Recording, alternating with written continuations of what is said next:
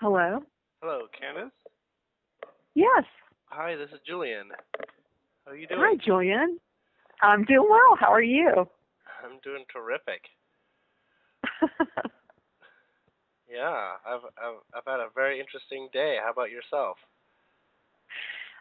It's been okay. It's been fairly interesting, but I'm very excited about our call right now.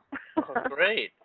Well, it's pretty free form. I don't have any agendas or anything like that, and it really goes at the flow of where you'd like to take it. So if you want to start with questions or sharing or anything in very particular you'd like to start with. I did read your email. I don't remember exactly word for word what you were saying, but did you want to start there or anything else in particular? Sure. I can just say that I really enjoyed hearing you speak on the Diamond Show. Oh, yeah. Yeah. I was listening because my friend Sherry Wild was on there, and I knew Tolik from YouTube, and then I heard Ray. I think I may have heard it before, and you I hadn't heard, but when you were talking, it was just really interesting. I just kept getting this my heart chakra. I just felt this authenticity of what you were saying, and I just felt that I needed to follow up with you. I looked at your website and saw that you had these sessions with people. I listened to a few, and I said, I think that Julien can help me out here, because I'm really curious about my star connections that I've had, I think, all my life. And even though I see things and have experiences, and I have from childhood, and I was very intrigued by your childhood. Mine was similar in the fact that I had parents who were fairly spiritual and meditated and, learned about metaphysical concepts at a fairly early age, and was very open-minded. So I was like, I would love to learn more about my star connections and feedback about attuning more to these energies and, opening my pineal gland more and having more telepathy and how to receive messages better. Have you been introduced to your guides? Are you familiar with them? Maybe you've heard them or gotten sensations from them.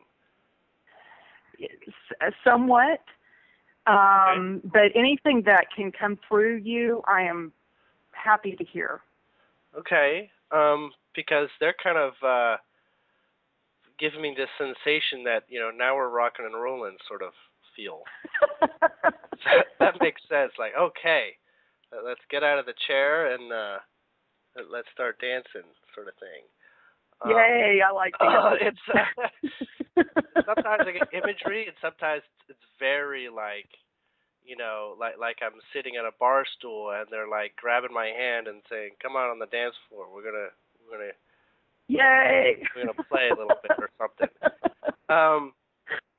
You have three in particular that are very, we'll just say, more visceral than others. Okay.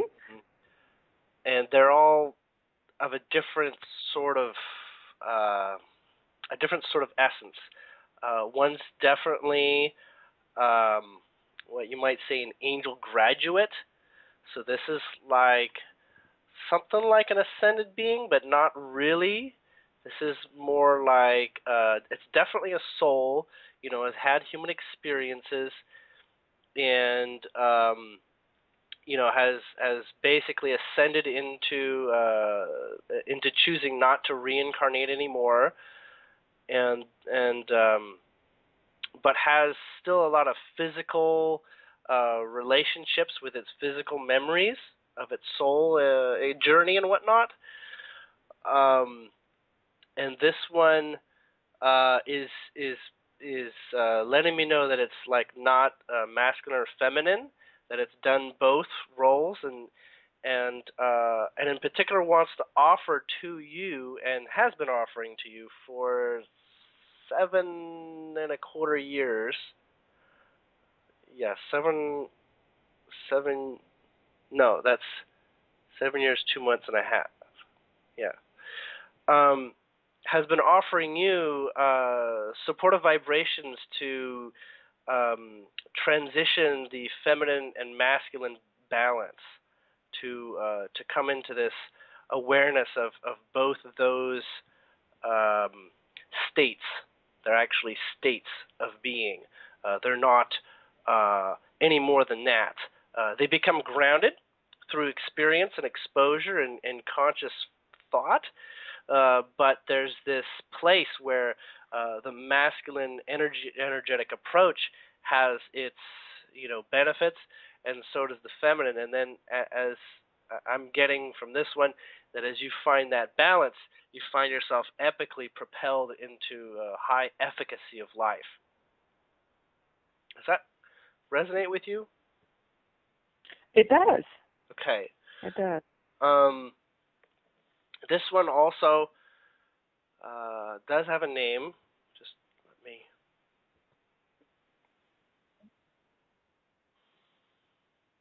Okay. This one, you might say, was in a past life was a female priestess in Egypt. Okay.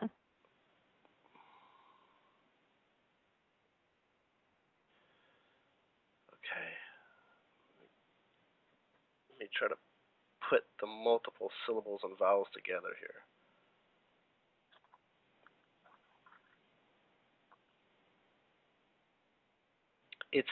I'm not going to get this right, so maybe I have to repeat a couple of times. Adjilingdara, like Adjinglara.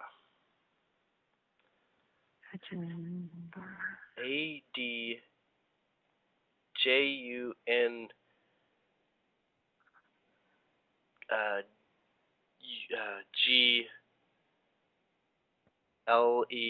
Gledara, something along those lines. I feel like it's not an English meant to be said word. Like if I had, maybe African accent or something. I'm not sure. Maybe even more of a French accent to it. Adjingdara. For short, you can call her Dara, and you can look at her in her past life appearance, which would be basically a dark-skinned, not exactly black, but like very, very tan, a little bit of like Asian eyes, actually very Mongolian looking, actually, if that makes sense. And wearing basically gold, yellow, and hints of red. She doesn't commit to her experiences as a priestess, but her last lifetime was as a priestess of Isis.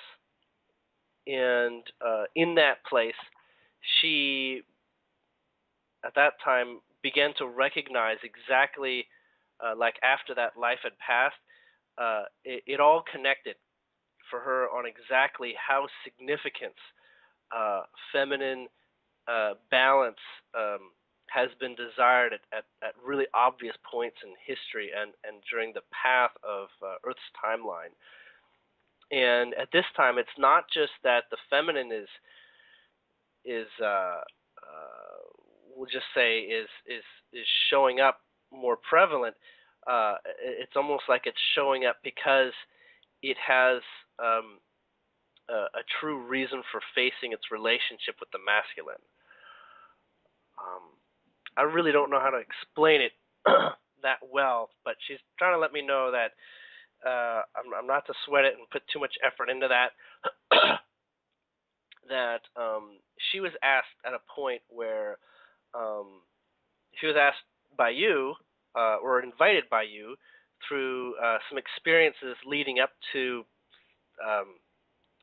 several years ago and a couple months, 7 years, 2 months and a half, leading up to those events, where she knew that, or she was the resonance that was invited to answer several things that made what you might have sought or understood in relationships, and what was sort of in the mix, and what was sort of mixing up relationships and getting them overly complicated in sort of a 3D way. And so she appeared to help you break that down. And it's not just, masculine and feminine. There's a lot of like spin-offs. There's a lot of programs that are deep in different areas of society, and different areas where we don't consciously call something masculine or feminine. We might just call it left-brained or right-brained, in some cases. And she works with you to find that middle path of acceptance, and finding the uniqueness and the strengths of both sides. But she's highly involved in effective manifestation, you might say. And she is what she's calling an angel graduate. So she speaks and has the support of the archangels and others like her. But in that sort of graduate place, part of that purpose is there because they have this thing where they earn their wings, so to speak. And wings is actually, she's saying, is the vibration of true freedom, of true liberation. And so she's been working her way up to that, even outside of being in a physical body. She's progressed in that way, for centuries, and through other timelines, and looking at her past and all this in a less physical way. But she is highly committed to the human race, and very interested in helping yourself and others multidimensionally. If you like, I can introduce the other two, or you can ask her questions, or you can ask me questions about her. It's kind of a her him. It's I don't know. I'm sorry. Would you say, Julien? It's kind of a her him. It's like, it's not even though I've got the appearance of a female. The female is simply present for me more generally in the way that I feel, but he's trying to make it clear that she's beyond gender. That's interesting. I mean, a lot of what you said with that kind of resonated with me. So I don't really have any questions except I'll just let you go on and keep sharing. In the interest of time, we'll reach the second guide, or second individual.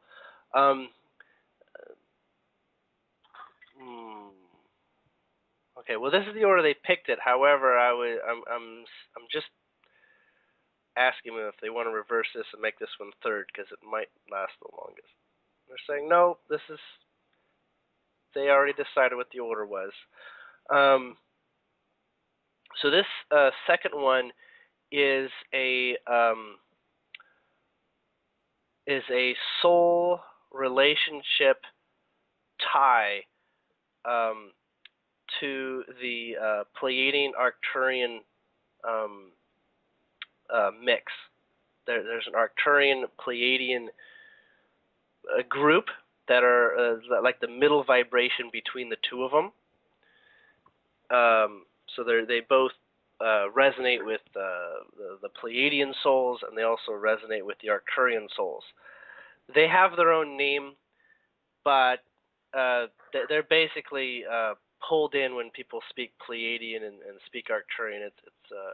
They vibrate in that similar place, and that is essentially where your DNA is made up from at this time. It was more Pleiadian in the past, but your Arcturian DNA has been activating as well. Now, this doesn't really give you special powers or anything, but what it does do is you begin to have a natural inclination towards thinking like those societies have gathered together and come to think. One way to understand them is that they encompass very large groups of souls of a similar age, right?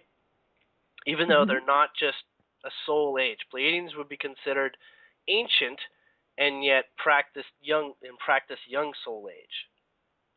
Now they have a strata where there's a much smaller percentage of their population is much older, and then a fraction of that population is very old in terms of soul age. So it's sort of like keeping some higher vibrations in with the Pleiadians to sort of help and guide and mentor them as well. And the Arcturians would be considered mostly all old souls, not really, they don't really mess around. They're pretty direct. Pleiadians tend to be very walk around the sides sort of approach compared to Arcturians. But where you are vibrating is this place that is an important balance of the two. And this one is a he saying, and this is no problem, because humans are an extreme depth of complicated possibilities. So you can definitely amass multiple soul perspectives into your body, as the human body is basically a more dense variation of the beings that are from broader realities that exist in the higher dimensions. So there's 3D Arcturians, which are physical, and they eat and breathe just like us. And then there's fifth dimensional, which are a little bit more aloof, a little bit more not really committing to too many rules, and more creating their reality through thought. And then there's the ones that are just purely in a state of awareness and thought. Same thing with the Pleiadians. And what they're saying is that those that exist in a physical, dense level of reality, such as yourself, what you're accessing are these sort of fifth dimensional Pleiadians and Arcturians at this place, as they're easier to bring in than the third dimensional Pleiadians or Arcturian energies, because those tend to be very, this is the way it is, these are the rules. There are many Arcturians that live on planets that are very, very warfaring, feudal worlds, hierarchies abound, all this, killing and all this. The only relative difference from a human's past is that they know they can just tap out. It's like a wrestling match. At any point you can just say, uncle, and you get to walk off the mat whenever you choose. This is what it's like in many star races. You can just tap out. You say, hey, I had a good time. We hung out for a century together, but I'm really ready for something else. And so they know how to do this sort of letting go process and moving on. Now, what you are a part of is an important vibration of, we'll speak to the Arcturian side, is what he wants to get at first, and clarify a little bit of that, is the Arcturian side is very, I just say, they pack a punch to their approach. They tend to have a lot of conviction behind theof actions, mostly because they're very wise and have a lot of memories, soul memories, and experiences to act from. Kind of like, I've done this before. I'm showing up because I kind of know what I'm doing, and I'm going to help you out. However, without the privilege of having insight, like they do. Humans tend to, when they have this Arcturian DNA active, they tend to be a little bit brash, maybe, or they tend to be a little bit, you know, uh, a little bit more ready to take a leap than perhaps some others. You could say they have courage, simply because their soul is quite intense and is really quite used to and has no qualms about kicking someone in the pants and giving them a wicked ride to get to where they're going. And that's that Arcturian DNA that is kicking up for you and growing at this point. You'll probably observe it. You might just observe it as becoming more courageous. That might be the easiest way to describe it. Do you sense that? I mean, are you aware of that? Just recently, yes. Okay. Becoming a little more courageous about things. Mm-hmm. Yeah, that's that DNA clicking on. It's something like downloads, or you might call epiphanies, or you get to this threshold where finally things are coming together, and now it makes sense. Like you had to sort of acquire multiple experiences and or observe multiple things, and now put them all together, and now you have more confidence, right? Now you have a better feel for things and that sort of thing. Speaking to the Pleiadian side, this one wants you to know that the Pleiadian side is the one that has always sort of motivated you to be alive. There's been, we'll just say, sometimes for people that are sent and attract this type of incarnation, as in the souls choose, an incarnation that is that derives a lot of experiences from star races. It tends to be very wicked ride. It can be very challenging. It can feel like everything can be wrong sometimes. You may get in the groove for a while, but oftentimes you can't stay in the groove and just act 3D. It starts to feel wrong inside, mostly because the point here at this time in this timeline is that there is a lot of change going on, and that people are acting more for their heart. So you basically have that Pleiadian heart, which doesn't give up that often, or not easily at least. And it may not appear to be courageous the way the Arcturian heart is, but the Pleiadian heart has that approach to say, there's some innocence in this. There's something I'm willing to concede that there's more going on. I'm willing to give this another try. I'm willing to feel this out. I'm willing to give this person another shot. I'm willing to be more forgiving.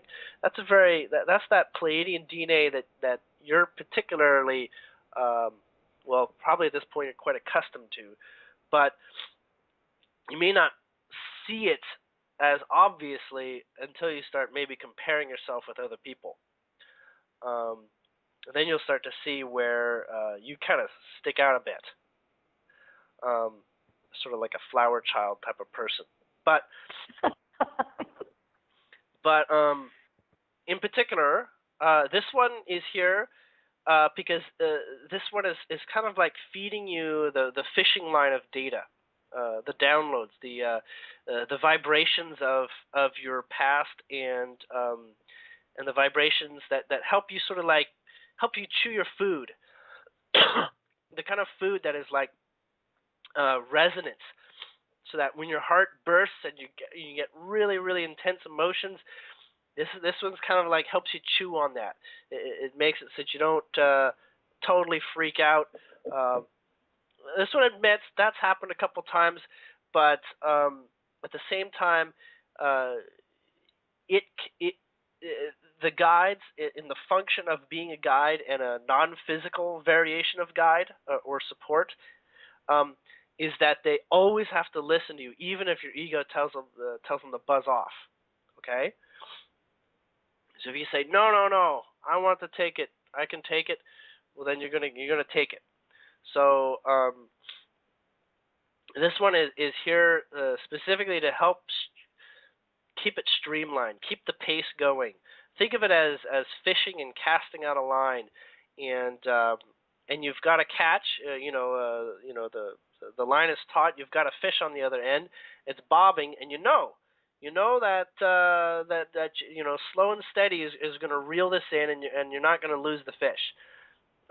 You're familiar with this kind of concept because you've cast your line out many times before, where you feel like you're on it, and then somehow you just lose it, and then you give up. You say, "Oh no, that wasn't it. But in fact, every time and anything you choose to focus on, that can be it, and that may do it. But one of the reasons why you choose to say, no, I'm going to pull fast. I'm going to dive in there. I'm going to really, get the most out of this as quickly as possible, is because you know that you want to get somewhere. You're really wanting to advance, and so that's why you tend to tug hard at some of the things that show up for you. And this one is really there to help you balance the intensity of your approach, the Arcturian nature, and the natural resolve you have to accept the way that the pace is coming to you. So it's sort of like a gentle intensity, if that makes sense. Okay. Anyway, so this one is there working with you on that. This one has been with you. Are you over 30 years old? I am. Okay, so this one's been with, I want to make sure here. This one's been with you for 33 years. For 33 years. Wow. So this one has clearly been involved with, this progression over time, and got to be patient if this one is here for this long. But this one is soul contracted, so this one doesn't even have to show up on your egoic radar. This one is established before you're born. This one is a very good friend of yours, and we're gonna draw out his name just for a moment here. You might say that he is like the team lead on many people that are kind of like you. And this one stays in sort of like the management role, so that it can be on the outside, working with the data coming in, kind of like having a manager of sorts.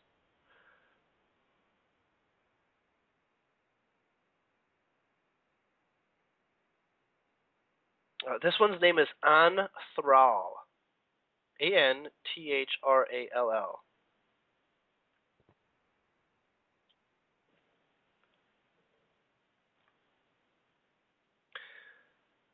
This one is giving a couple suggestions for an even smoother ride. You're familiar with Organite, right? Yes. Okay. Increase the amount of Organite in your vicinity.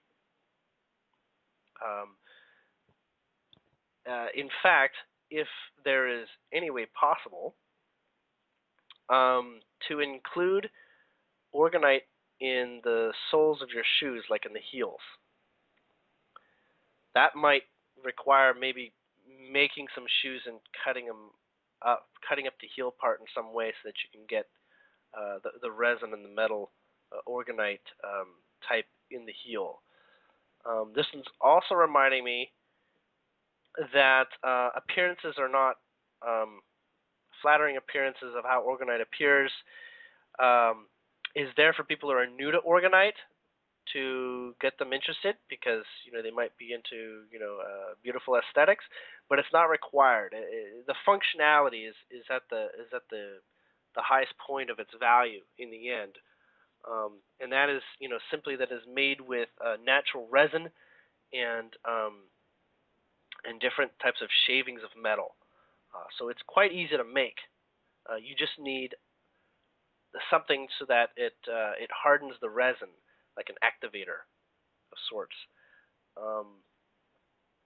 But the heels is not the only suggestion, and it's not mandatory.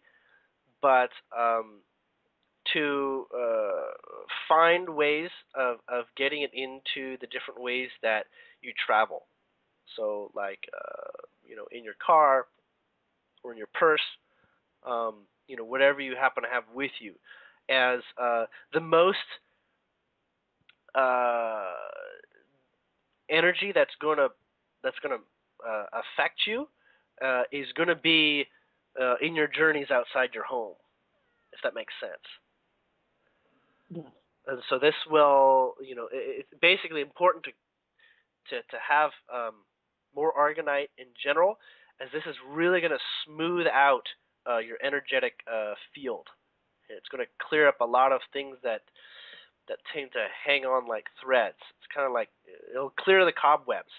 When that clear the cobwebs out, it also affects your mind too, and your clarity and your comfort levels too. As your mind becomes clear, your awareness of everything just basically rises in a greater level of comfort, and you'll feel that extra energy as a result as well.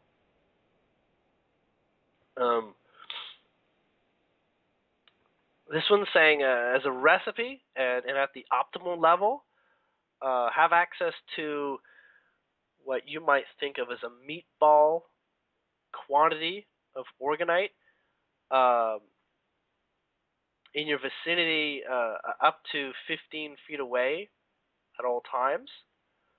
And if you're not within 15 feet vicinity, to not be away for it for more than about 3 or 4 hours. If you can keep up that type of proximity to Orgonite, you should notice differences that will say, wow. Like, you should be saying wow out loud within about 2 weeks or so. You'll be able to see the clear difference. Okay? Okay. Good thing about Orgonite is more actually produces more results. So there is no, limit to how much you can add, if that makes sense. There is law of diminishing returns, but in general, he's saying meatball-sized Orgonite spread out is better than a single source. Okay. Like you can have, a plant pot-sized, piece of Orgonite, and that will, that can take care of like an acre of your property, or several acres. But in general, for humans, it's better to have sort of like multiple filtering sources and rejuvenating sources, especially if they're a little bit different from each other. That way they sort of do a little bit of overlap. So I guess the other thing basically saying is to not have all the exact copies of Orgonite. That makes sense. Have like a couple different varieties of sorts.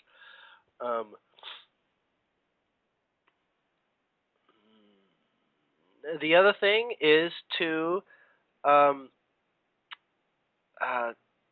take baths with crystals in them. If you aren't already, this is a really, really clear way to program your water, because you ask the crystal to do a service for you, and then the crystal will transform the water, and the water becomes crystalline. So it's sort of like, think of it as like a sponge soaked with food coloring dye, and you put it into your bathtub. It turns all the bathtub that color, okay? And then when you take these baths, do small prayers or blessings, and you can come up with them yourself, or you can access traditional ones. These are also going to smooth out your field a little bit, and that will help the water that you bathe in program. In a shower, it's much less effective, because the water actually doesn't transform like at the speed of light. It actually has a dissolving effect. It has a, where the actual ink from like the sponge concept does take a while to mix in, if that makes sense. Adding salt can help too, but not necessary. If you have a crystal about the size that will fit inside your palm, it doesn't matter if it's, cut well or whatever. It can just be a piece of quartz you dug out of the ground. As long as it's definitely a crystalline form, like quartz, the higher clarity means the more specific the program you can insert it. However, when you ask a crystal for help, you may not be aware of the effects because it's not on the visual spectrum that you're aware of, but it can really, really make a big change quickly. The bath one is more is recommended because it gets more into the cells of your body, and that can keep your health and energy state up. Especially when you start to feel a little bit maybe on the depressed or confused side, that is what's recommended.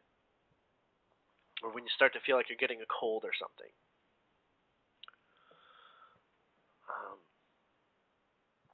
This one's feeling like it's monopolizing this time. It wants to leave open for the third of your guides. Note, you have 12 guides. These are the 3 that decided to arrange to appear today. Wow. These ones would be considered amongst your top 5 most influential.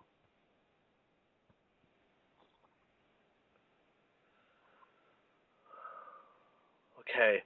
Are you familiar with the vibration of Jupiter? At all? Well, don't worry about it. Yeah. I'm not asking. I'm not putting you on the spot. But there is a being that is, to us, is non-physical, but actually is physical. And this one is a soul that currently lives in our timeline, is in our time space on Jupiter. This is a Jupiter being. This one wants to explain a couple things that have happened to you. This one is less so a guide and more, we'll get to it. He's saying we'll get to it because it's complicated. Wants to say that you've had a lot of indications that you have far-reaching DNA that is not fully human, that you do stand out. Not that there aren't other, what people are identifying themselves as star seeds are not like, but you do have a lot of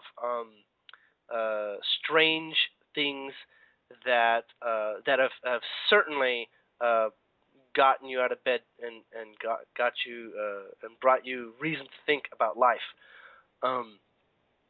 Part of this is because you have a couple missions that you've been working on through your lifetime. You've accomplished a couple, and those were, each one builds upon itself, and at the same time you also have some of that work in parallel, so that, many can be worked on at the same time. But one of the reasons why you might say you have particularly vivid either dreams or experiences, not really sure whether it's a dream or an experience, is because those are actually real. It's important to note that very lucid dreams are very real experiences. Your body may not be able to handle what has come, and so your body categorically may dismiss information and actually erase that from your memory. It's kind of like you walk down a street and there's 100 people down that street. You've got people all over, all different sorts.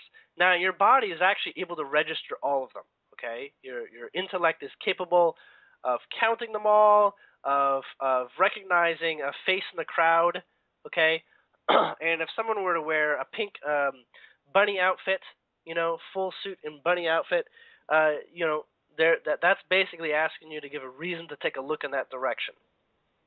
Now, that aside, at the same time, if there's something so strange as something that just doesn't make sense, like say that bunny, didn't look like a bunny but looked like an animal that you're never familiar with, and it was wearing a tuxedo and a suit and had a briefcase and was walking down the street like everyone else, you might be able to figure that out or to question it.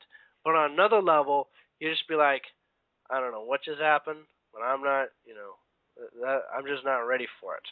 And so what the mind does is it will take experiences like this and basically say, not ready yet. You can take a shot, but I'm not ready to hear it. Give me one more moment. He's getting really deep before I can explain it.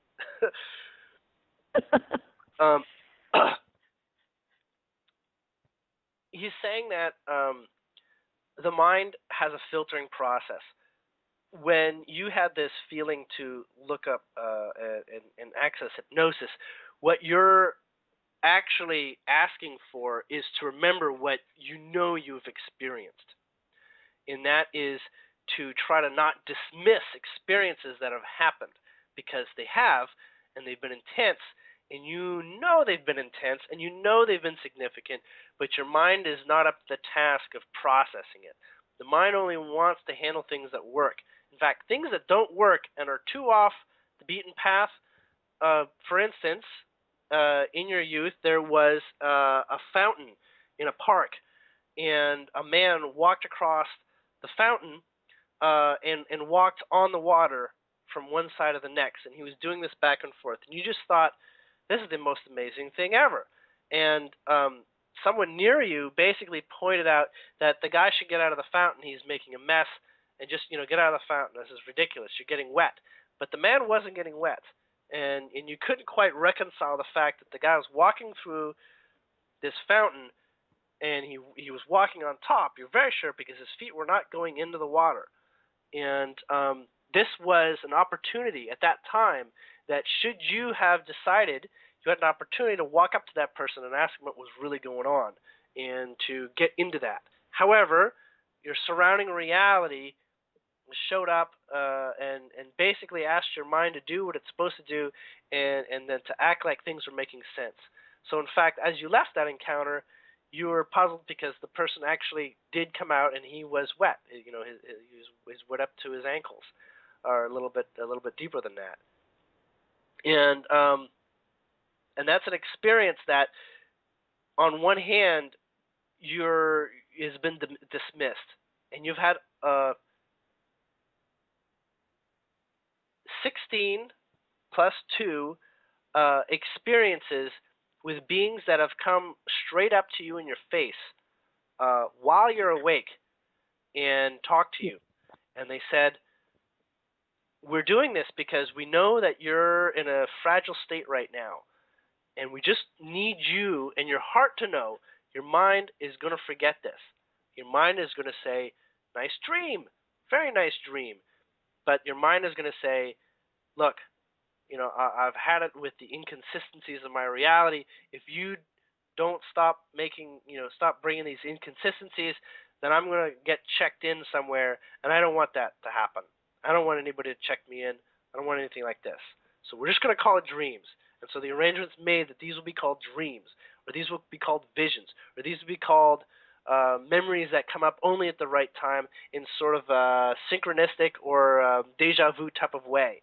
So you've had conversations, and what I'm getting from this Jupiter being is that you're getting ready to remember these, and you're getting ready to experience them firsthand and be ready to literally walk with these and have the kind of conversations that you've been wanting to have, which is talking about the next phase of your reality, which pretty much starts around the middle to the third quarter of next year.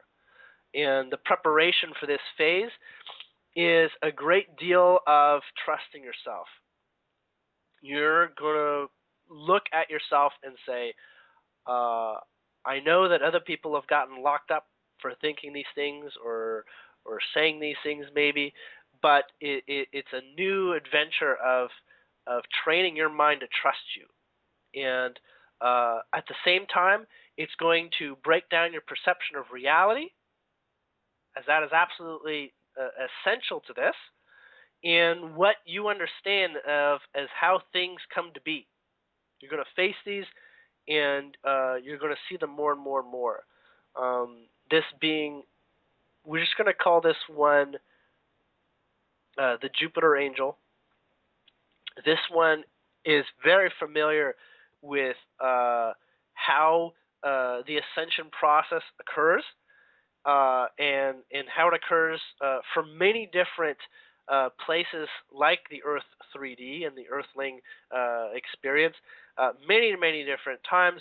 And the one difference here is that you want everyone else to have this experience. You don't want to just do it and wake up yourself out of your dream. You're involved in the mass wake-up. And the mass wake-up occurs when you are vigorously in control of your own ascension. Does that make sense? It does. It makes a lot of sense. Okay. And this one is basically your rocket fuel.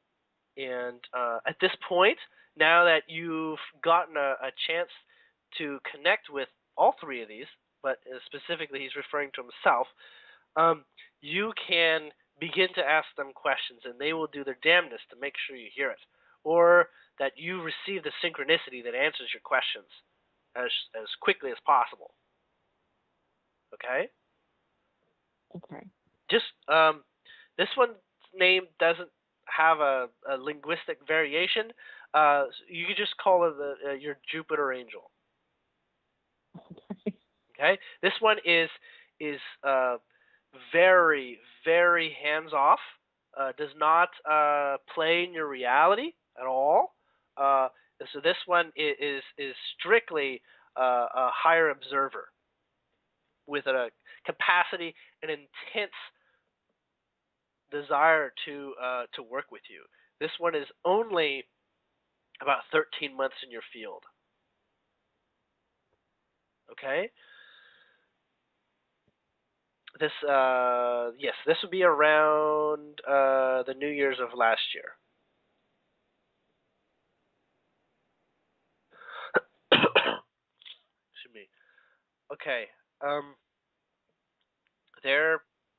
They do this thing with me where they sort of like back up a little bit, and they sort of like back up, and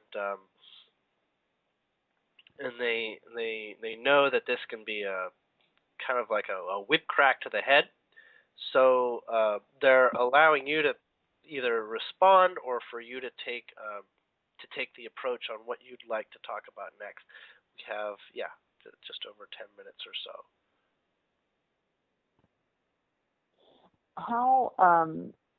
How can I better receive messages? Because I mean, I do see things, I hear things. I'm pretty empathic. I've had a lot of increase in my activity, remembering it in the past 8 months, where, yes, I've had experiences where I'm waking up in the middle of the night. Things are moving in my room. I see beings. They do physical exams on me.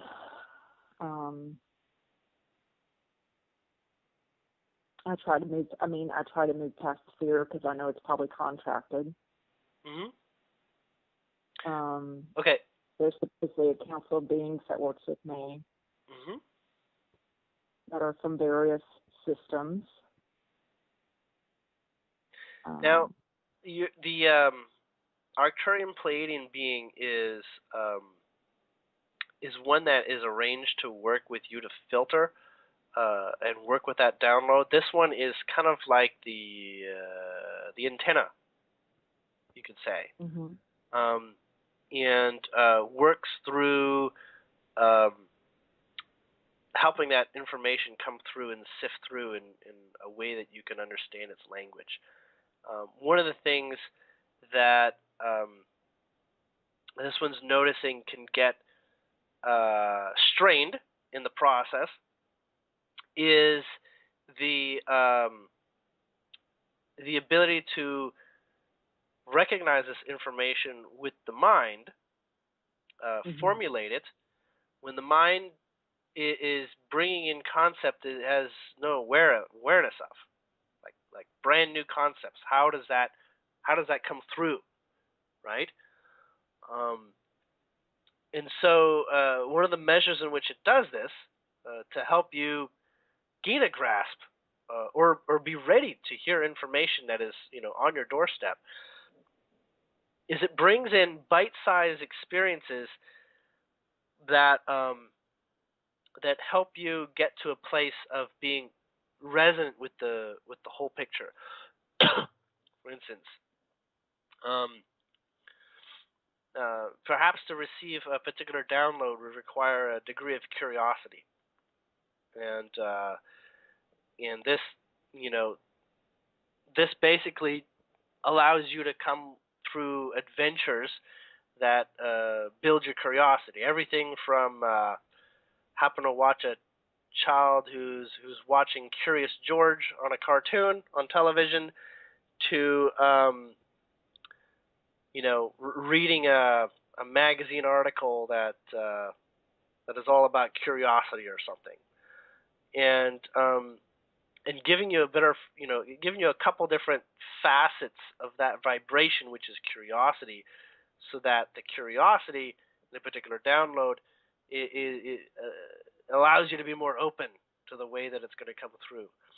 As in the case of curiosity, it's a vibration of allowing, actually.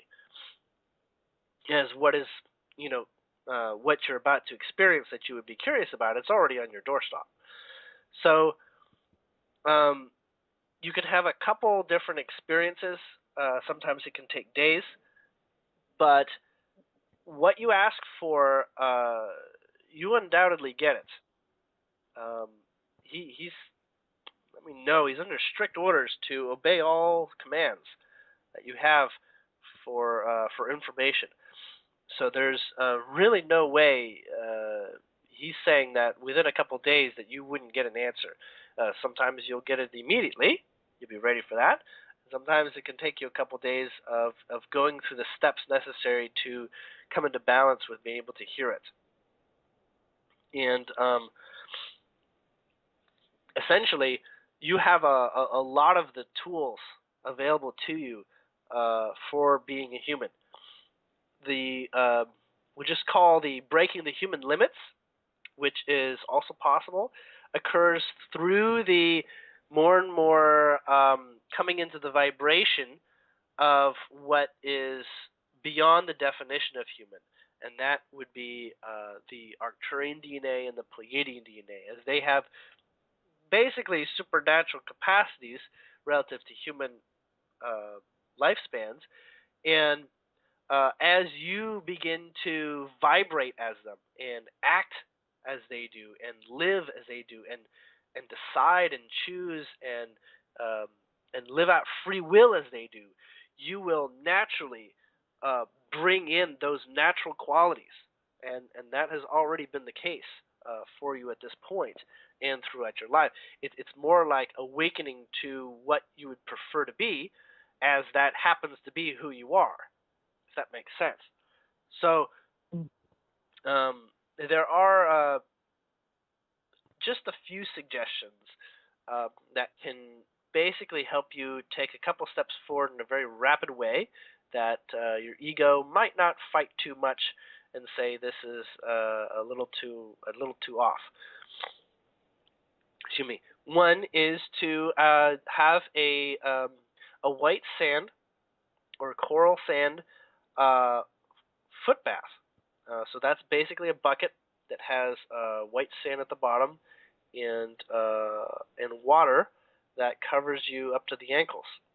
And to sit in a chair and meditate, softly moving your feet around on the sand. So it'll want to be maybe an inch thick at least. That is going to just be aware. There's a good chance it'll feel like you're getting hit by a lightning bolt. So this is it can be a little bit. Well, no, it's going to be pretty intense in the way that stuff is going to show up like you just taken a little bit of acid. Right. One of the reasons why this is that the sand is actually going to draw out the resistances that are not necessary. These are the things that you pick up as you walk around in your day. These are the things that are also going to be naturally converted by the orgonite.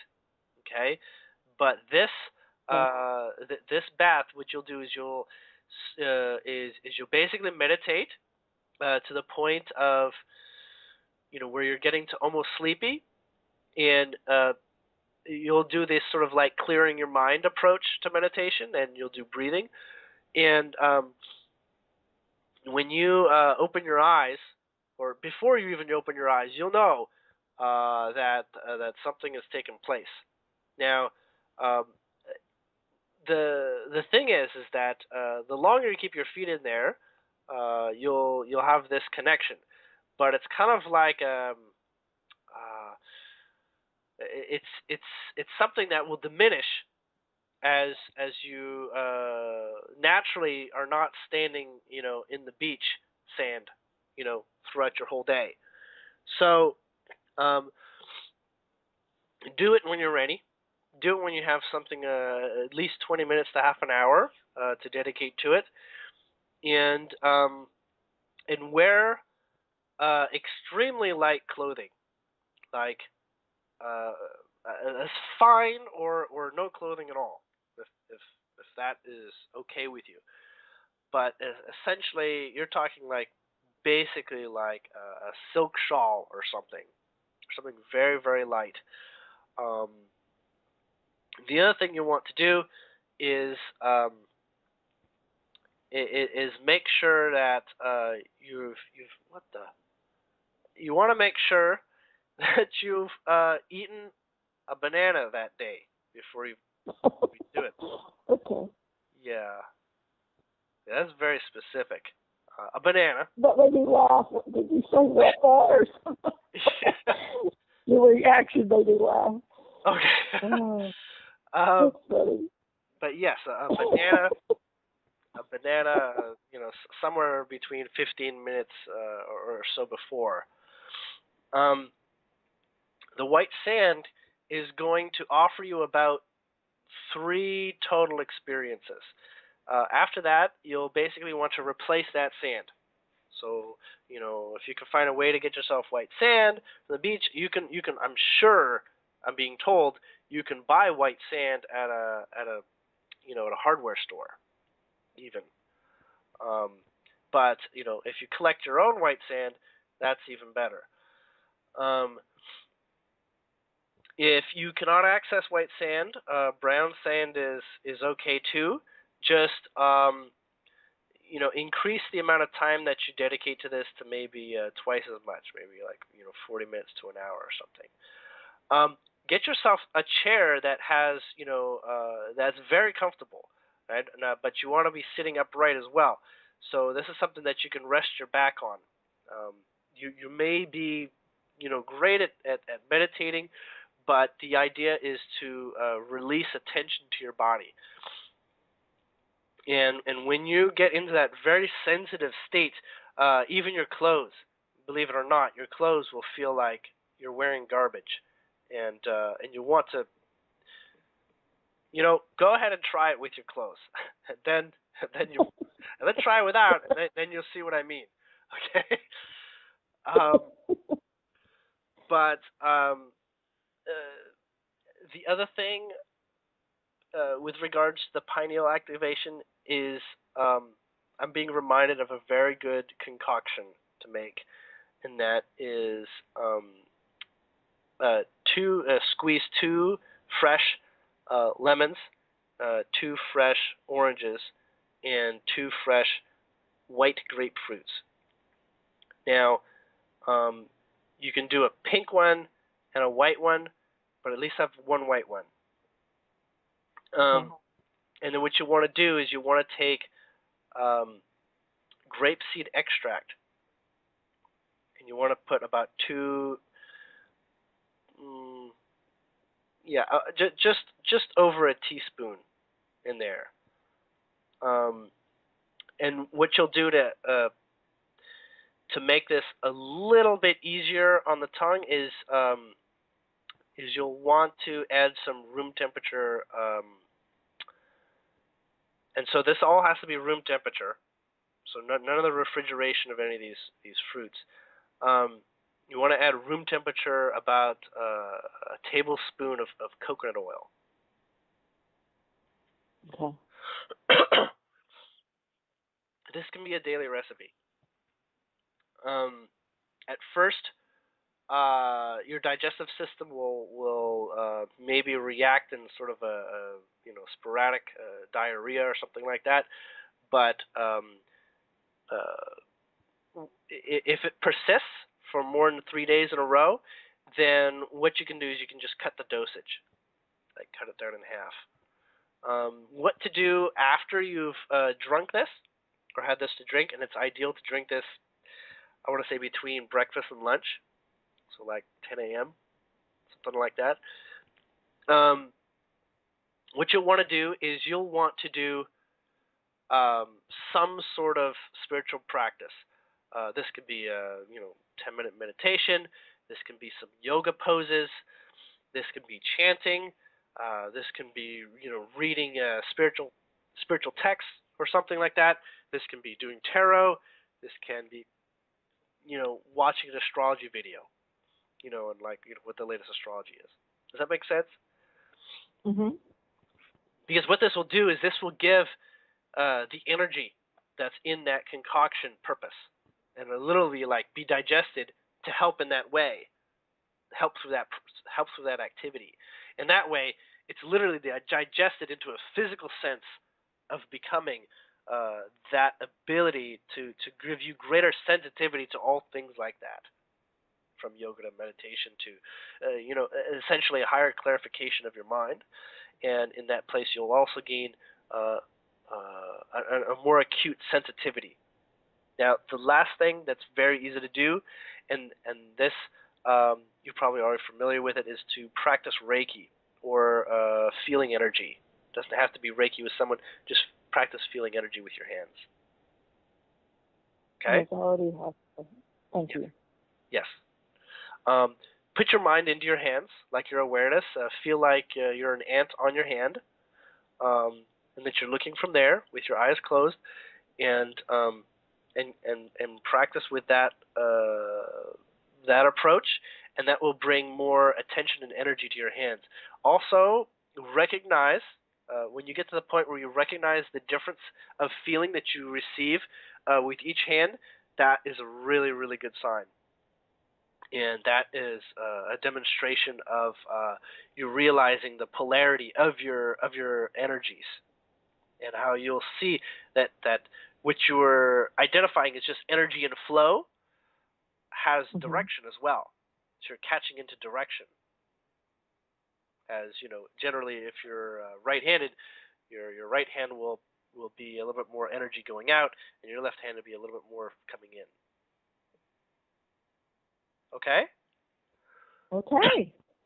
Well, gone a little bit over time. I do have some sessions back to back today, but I do want to thank you for reaching out, and it's been a hell of a time.